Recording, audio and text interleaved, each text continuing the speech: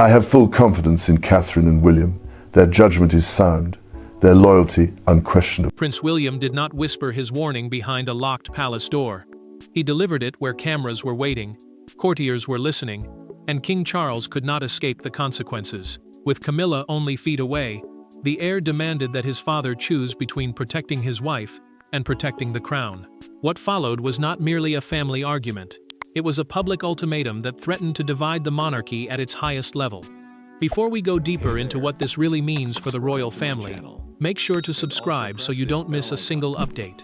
Windsor Castle had been prepared for ceremony, not rebellion. Charles greeted charity leaders with practiced warmth, while courtiers and the press watched every gesture. Camilla remained close. William arrived composed but distant, speaking politely while watching his father. The reception was designed to display stability.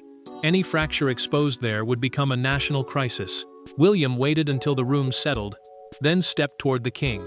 He ordered Charles to remove Camilla from succession planning and sensitive crown decisions, or lose his cooperation as heir. Succession planning meant the confidential preparation for how authority, staff, and duties would pass to the next sovereign. His demand was unmistakable. His father could protect his wife's influence, or the monarchy's future, but not both. Charles stared at his son in disbelief. The monarch had expected disagreement, never a public wound from the man destined to succeed him. William kept his voice controlled, though his tightened jaw exposed the anger beneath it. Camilla reached toward a chair but refused to sit as conversations collapsed.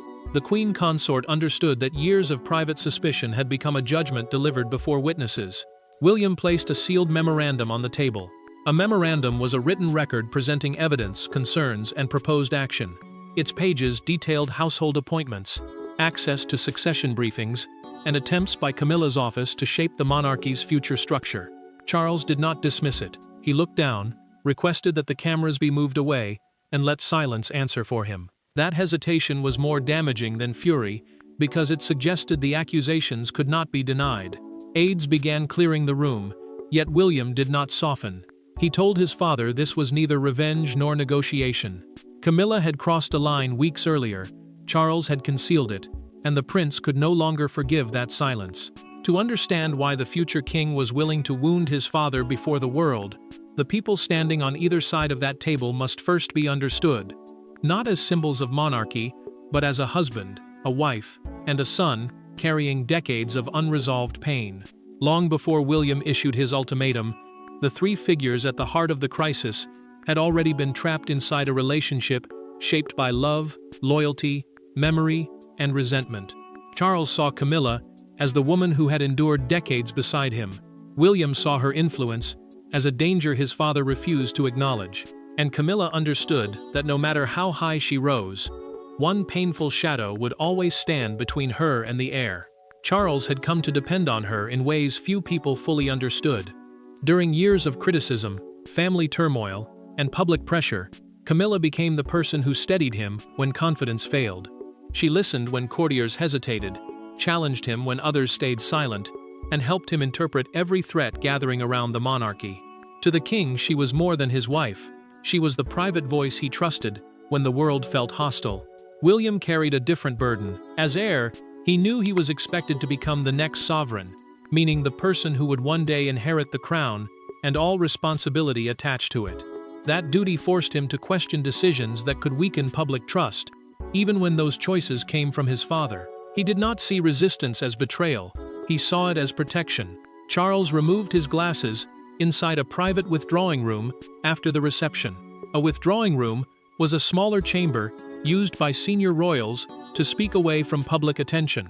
His hands trembled as he placed them beside William's memorandum and asked why his son had chosen humiliation before witnesses instead of another private appeal.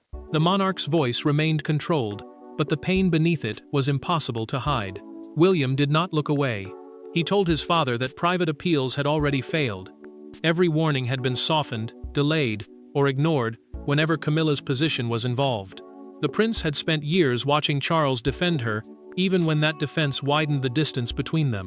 Old wounds had never disappeared. They had simply been buried beneath duty. Camilla prepared for the fight elsewhere in Windsor Castle.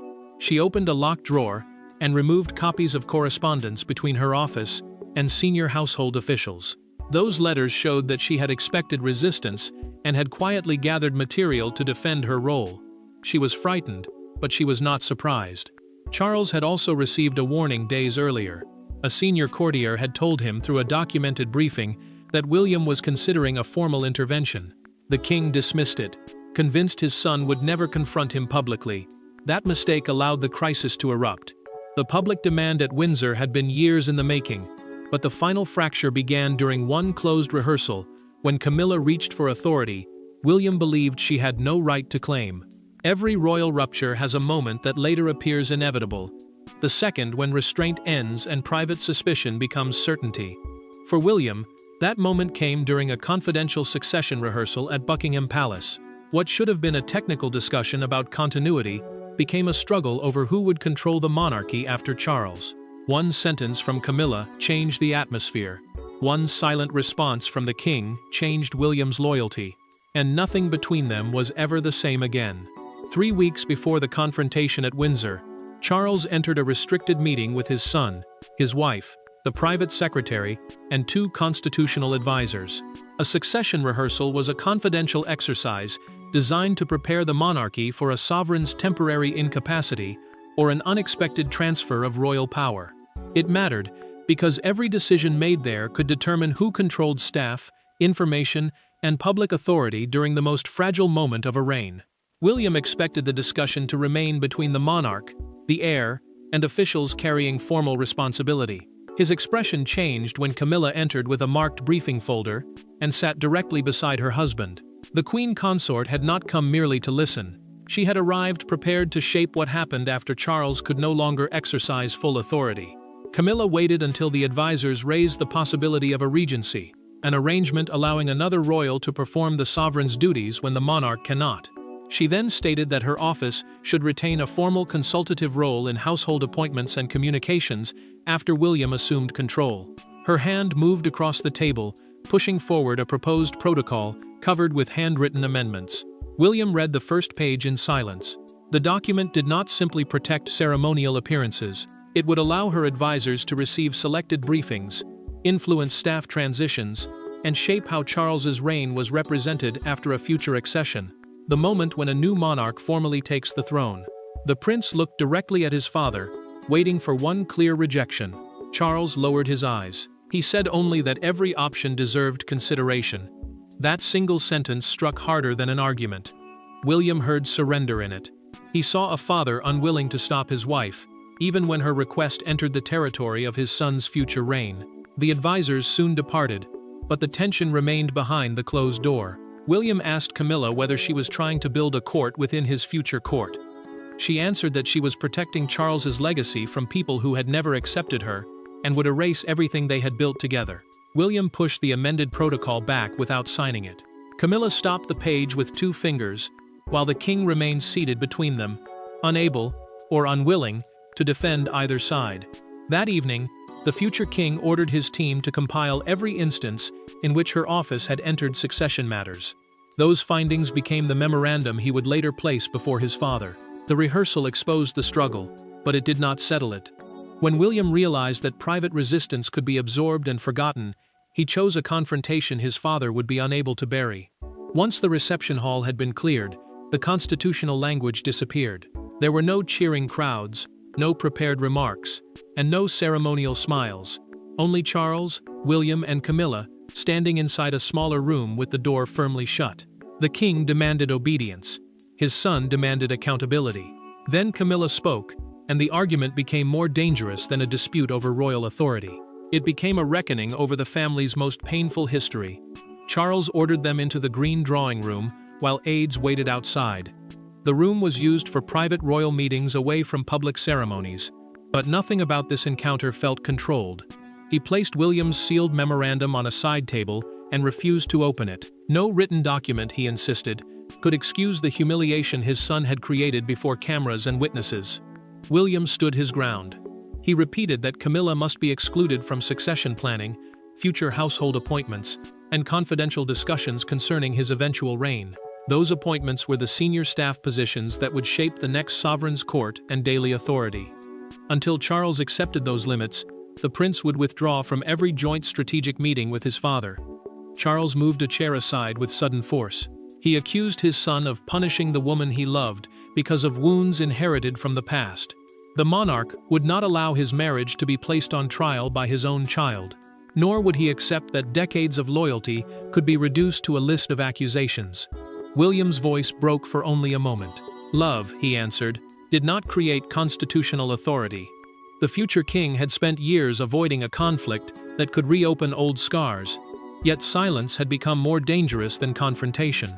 Every private warning had failed. Every boundary had been treated as temporary.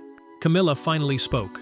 She confirmed that the amendments had originated in her office and had been recorded in the marked protocol presented during the rehearsal.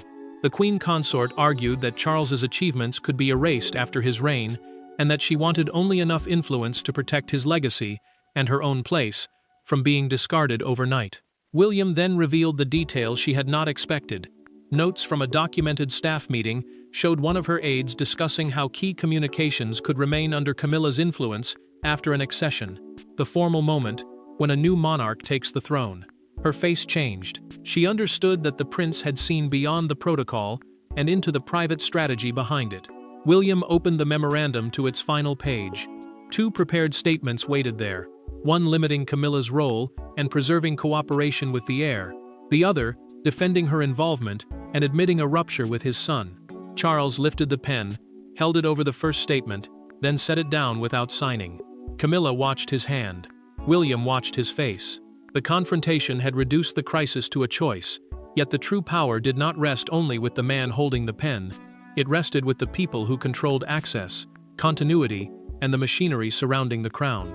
A monarch may wear the crown, but no modern reign survives through willpower alone. Behind Charles stood private secretaries, legal advisors, communications teams, and household officials whose cooperation transformed royal wishes into reality. William understood that machinery because he was destined to inherit it. Camilla understood it because she had spent years mastering its hidden passages. Now every whispered instruction, cancelled meeting, and unopened file became part of the battle. Charles could defend his wife with all the emotion of a devoted husband, but he could not command his son to cooperate willingly. Succession planning was the long-term preparation for transferring duties, staff, and authority from one reign to the next. Without William's trust, that process would appear fractured, and any visible division between sovereign and heir could weaken public confidence in the monarchy's future. Palace loyalties divided almost immediately. Some officials remained committed to the king's present authority. Others believed their duty was to protect the next reign before the transition arrived. A third group had served Camilla for years and viewed any attack on her influence as an attack on the woman they had helped establish beside Charles. The private secretary entered to retrieve the unsigned statements and found Charles sitting alone. His shoulders had fallen, and his eyes remained fixed on William's memorandum. The official had watched the monarch command rooms filled with powerful people, yet now he looked less like a sovereign than a father terrified that his son might walk away. He collected the papers quietly, knowing that royal authority meant little if the family at its center had stopped trusting one another. William faced pressure of his own. A senior advisor urged him to approve a public statement calling the confrontation a misunderstanding. The prince refused. He said soft language would allow the same interference to continue while forcing him to pretend that trust still existed. His decision mattered because one reassuring sentence could have restored calm outside the palace while burying the danger inside it. The legal briefing arrived hours later. Constitutional advisors concluded in a documented account that Camilla held no independent right to shape the next reign's household.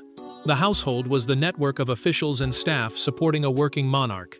Any future role for her would depend entirely on William's consent, meaning the proposed protocol could not survive an accession without his approval.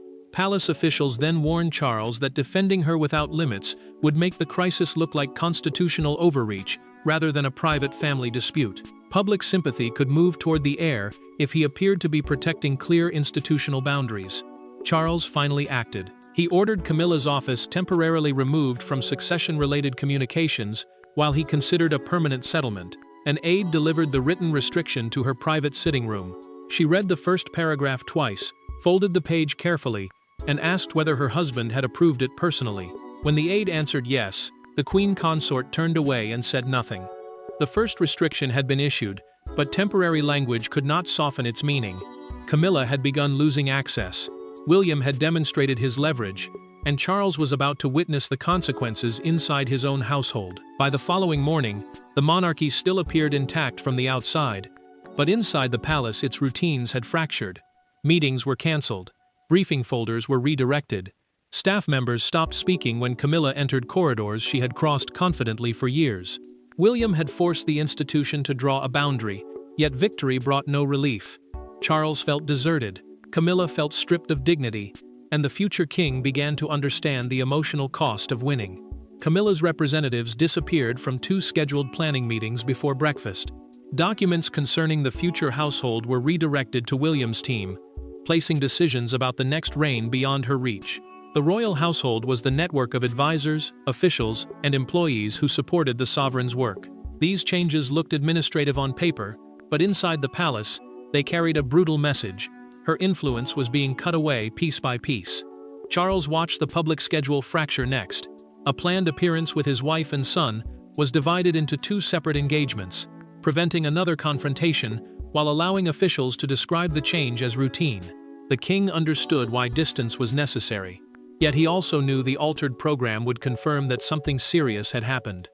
Camilla entered her office and stopped. The briefing box normally waiting on her desk had vanished. She asked her secretary, who had ordered its removal, received the answer without reacting, and closed the door. A briefing box was a secure container carrying official papers for senior royals. Losing access meant more than losing documents. It meant the palace no longer trusted her presence inside its most sensitive decisions. Charles called William before midday. He accused his son of creating fear among loyal employees and turning devoted service into suspicion. The prince answered that those people were frightened because informal power had finally been exposed, not because he had invented the problem. Neither man raised his voice for long, but each sentence widened the distance between them. Camilla confronted her husband soon afterward. In a private recorded conversation, preserved by a palace aide's written account, she warned that she would withdraw from upcoming public duties if William's restrictions became permanent.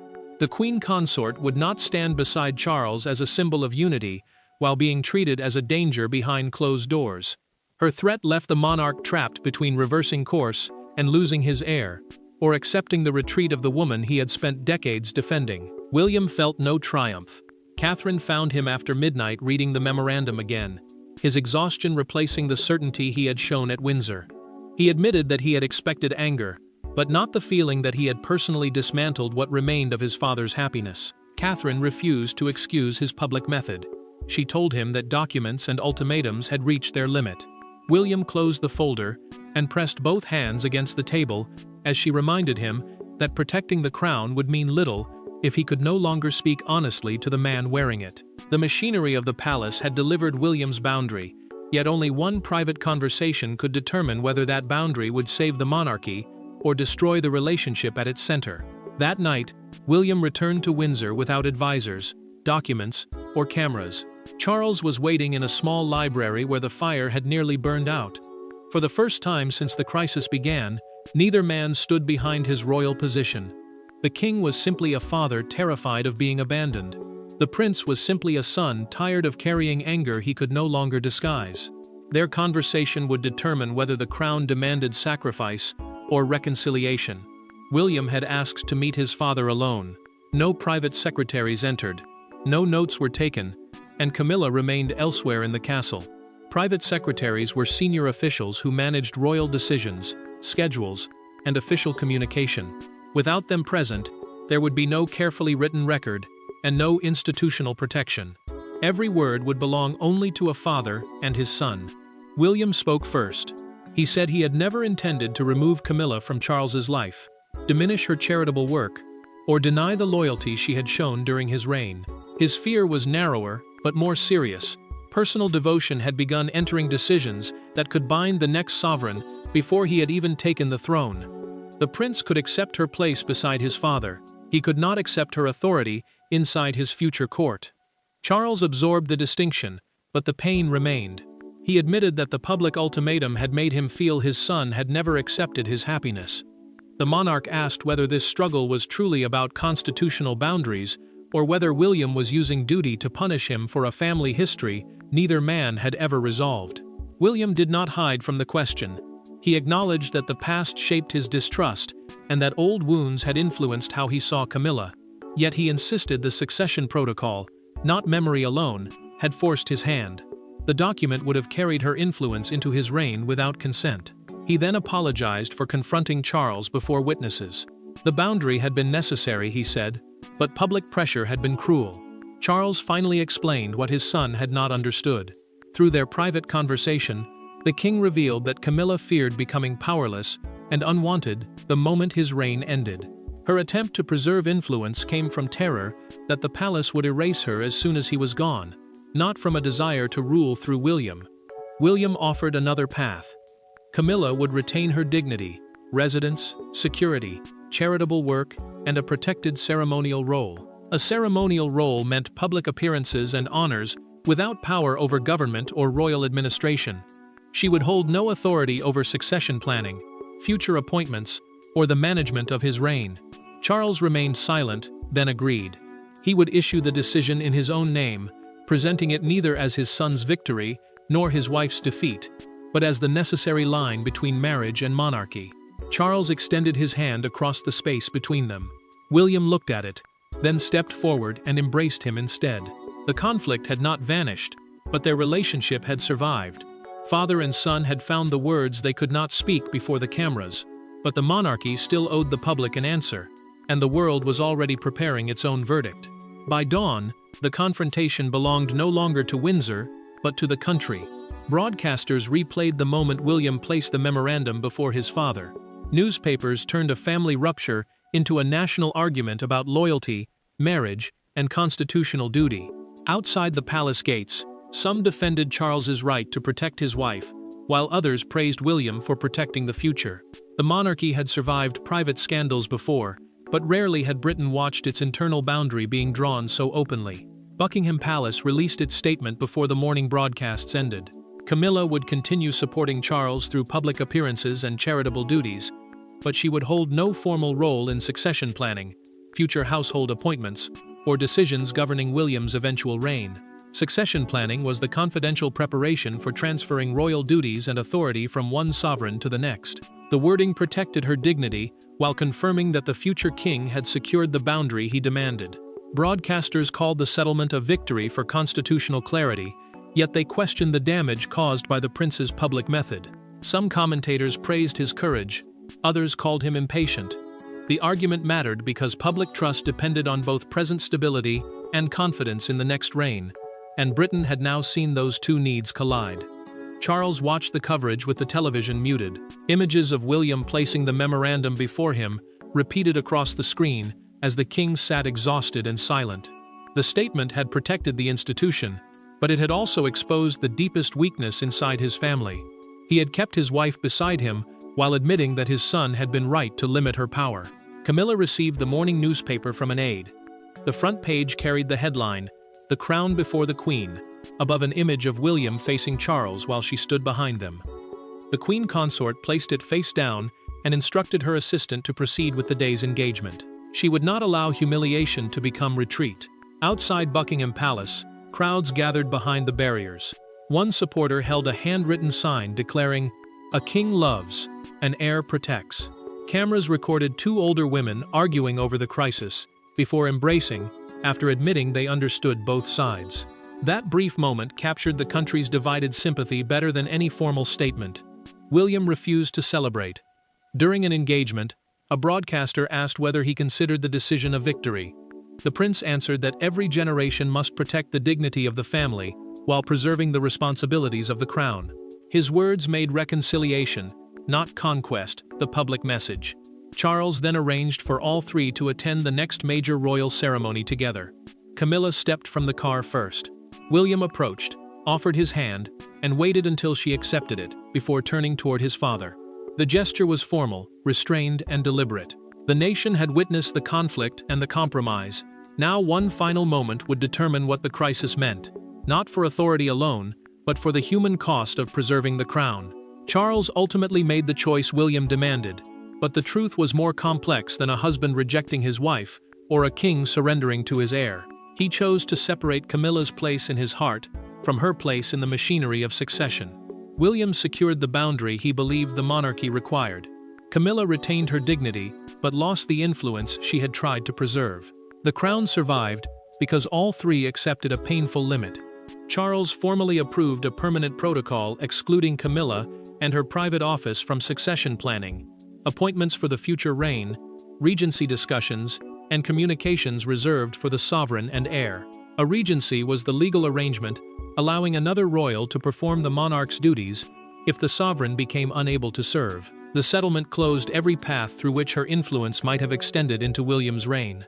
Camilla did not lose everything. She kept her title, residence, security, charitable work, public duties, and ceremonial precedence beside her husband. Ceremonial precedence meant the formal order determining where senior royals stood and appeared during official events. The Queen remained beside Charles, but her authority ended where the future king's responsibility began. Charles accepted the sacrifice with quiet pain. He finally understood that defending his marriage did not require granting his wife influence over the next reign. Love could guide his private choices, comfort him during hardship, and shape the life they shared. It could not erase the boundary between one sovereign and the next. The king surrendered denial, but he preserved the woman he loved. William carried his own regret. During a private conversation recorded in a written palace account, he admitted that the public ultimatum had caused humiliation that could have been avoided. The prince did not withdraw his demand because he still believed the boundary was necessary. Yet he promised his father that any future disagreement would begin behind closed doors rather than before cameras. Camilla then met William alone. She told him that he had judged her harshly, but accepted that the future crown belonged to him. The queen consort asked only that he never mistake her fear of being erased for a desire to become sovereign in everything but name. Her words were not a surrender of dignity, they were an acceptance of reality. William answered that her place in Charles's life would never be challenged. He also made one point final: no spouse, advisor, or courtier would prearrange authority inside his reign. Camilla accepted the distinction without argument. The confrontation had changed them all. Charles surrendered denial. Camilla surrendered future influence. William surrendered the belief that doing what felt necessary would also feel victorious. At the ceremony's conclusion, the king walked between his wife and his son. Her arm remained linked with her husband's, while the prince matched his father's pace on the other side. They were wounded, but they were united by a boundary all three finally understood. The crown had been chosen without love being discarded, and that painful distinction became the final measure of their duty. Charles remained a husband, Camilla remained his queen, William remained his heir, and the monarchy moved forward whole. Thanks for watching. Please don't forget to like and subscribe, and we will see you in next one.